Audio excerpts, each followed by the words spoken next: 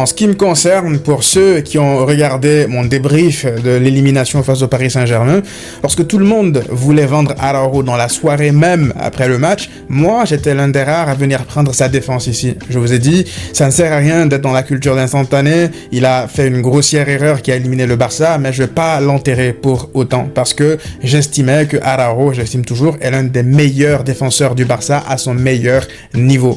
Aussi simple que ça. Maintenant, il y a quelque chose qui s'est passé après cette élimination, dans la réaction. Parce que, pour le coup, il m'a frustré, Araujo. Il méritait quelques baffes. Pourquoi? Parce que déjà, je ne sais pas pourquoi est-ce qu'il a commencé à prendre une posture de défiance vis-à-vis du club, vis-à-vis des supporters, vis-à-vis de Gundogan. Frérot, t'as fait une erreur, assume-la. T'es pas le premier à faire une erreur, tu ne seras pas le dernier à faire une erreur dans le football, au plus haut niveau. Assume ton erreur et vas-y, c'est bon, passe à autre chose. Mais non, son ego a été tellement surdimensionné qu'il a pas voulu déjà, reconnaître son erreur, et puis deux, sa question de prolongation de contrat, où il est là à dire en conférence de presse qu'il était en Copa América, je veux pas me prononcer sur le Barça, pour l'instant je me concentre sur la Copa América. T'es capitaine du club. Regardez Rafinha comment il se comporte en tant que capitaine du club. À l'autre bout du monde, il défend le Barça.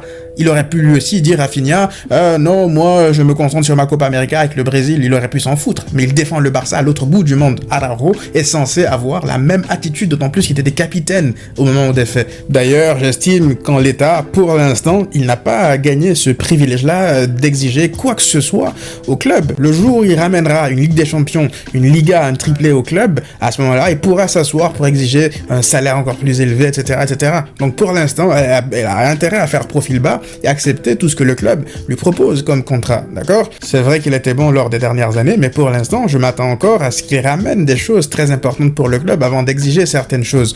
Ça, c'est mon opinion à moi, personnellement. Ça, c'est en ce qui concerne au-delà du terrain. Maintenant, parlons du terrain. Je vous l'ai dit tout à l'heure par rapport à Araujo, j'étais l'un des rares à le défendre sur le terrain. Pourquoi? Je vous ai dit que malgré son erreur, oui, je pense et toujours, je le pense encore aujourd'hui, que Araujo est l'un des meilleurs, si ce n'est le meilleur défenseur du club. Peut-être pas en termes de relance, parce que Cubarsí est largement meilleur que lui, mais dans la lecture, dans la couverture des grands espaces, dans le 1 contre 1 et le combat physique, Araujo est une bête monumentale. Et ça, vous pouvez pas me faire croire le contraire. Arrêtez, faut pas encore une fois tomber dans la culture de l'instant. Ça a été l'un des meilleurs, si ce n'est le meilleur défenseur du Barça durant toutes ces dernières années. Et même la saison dernière, lors des tours précédents en Ligue des Champions, notamment contre le Paris Saint-Germain en match aller, contre le Napoli sur la double confrontation, Araujo est monstrueux dans la couverture des espaces, dans le fait de rattraper des erreurs individuelles des autres. Il a été là. Donc faut pas tout non plus détruire, aller dans l'extrême et dire que voilà, il est nul, il est surcoté. Non. Et lorsque je regarde l'équipe de flics, comment le Barça joue actuellement, je suis désolé, moi je me dis qu'il serait complémentaire à Cubarsí, parce que c'est facile de dire que ouais, le jeu avec le ballon, il est nul. Allez revoir le match face au Napoli. Combien de fois